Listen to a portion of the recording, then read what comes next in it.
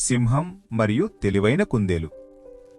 చాలా కాలం క్రితం పచ్చగా ఉన్న పెద్ద అటవిలో పక్షులు, జింకలు, కోతులు, కుందేలు కలిసి సంతోషంగా జీవించేవి. ఆ అడవిలో ఒక పెద్ద బలమైన సింహం ఉండేది. సింహం చాలా శక్తివంతం, వేగంగా పరిగెడుతుంది, ఎవరినీ భయపడదు. కాని అది చాలా క్రూరంగా ఉండేది. ప్రతిరోజూ సింహం జంతువులను వేటాడేది. తినేందుకు ఎంత అవసరం ఉంటుందో అంతకన్నా ఎక్కువగా చంపి పెద్దగా గర్జించి అందర్నీ భయపెట్టేది. అలా అడవి జంతువులకి ఎప్పుడూ భయం. ఇక్కడ ఎవరూ సురక్షితం కాదు అని జింకలంటాయి. మన పిల్లలు బయటికి రావడానికి కూడా భయపడుతున్నారు అని పక్షులు చెప్పాయి.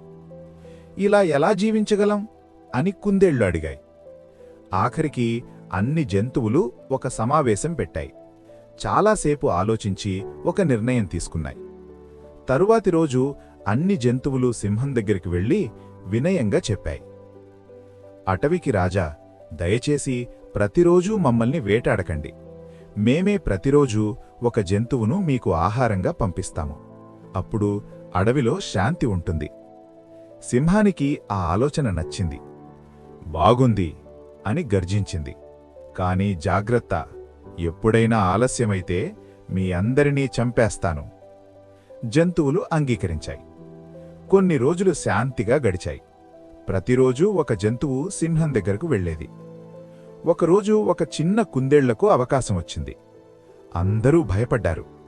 ఇంత చిన్న కుందేలు సింహాన్ని ఎలా ఎదుర్కొంటుంది అని అడిగారు. కాని కుందేలు నవ్వుతూ చెప్పింది, చింతించవద్దు, నాకొక ప్లాన్ ఉంది. అదే రోజు కుందేలు చాలా నెమ్మదిగా నడుస్తూ వెళ్ళింది. అది మధ్యాహ్నమయ్యాకే సింహం దగ్గరికి చేరింది. కుందేలు నెమ్మదిగా వచ్చినప్పుడు సింహం చాలా కోపంగా అయ్యింది. ఎందుకు ఆలస్యమయ్యింది అని గర్జించింది. నేను నిన్ను తింటాను, ఆ తరువాత మిగతా జంతువుల్ని కూడా చంపేస్తాను. కుందేలు వినయంగా వంగి చెప్పింది, ఓ అడవిరాజా, నా తప్పు కాదు. మార్గంలో ఇంకో సింహం నన్ను ఆపింది.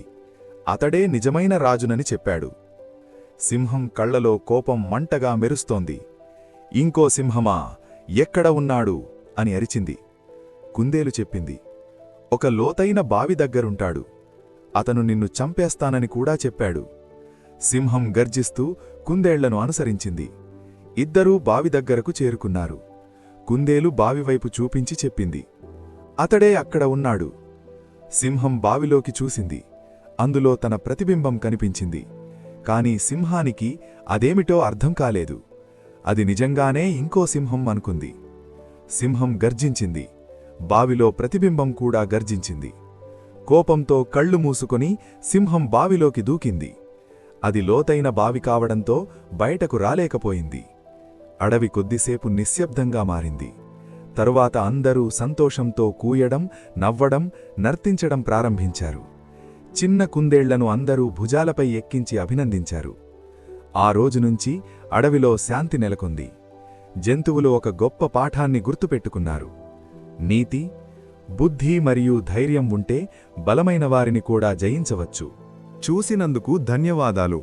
ఇంకా మంచి కథల కోసం టైనీ టాడ్లర్ టైమ్స్ ఛానల్ను తప్పకుండా సబ్స్క్రైబ్ చేయండి.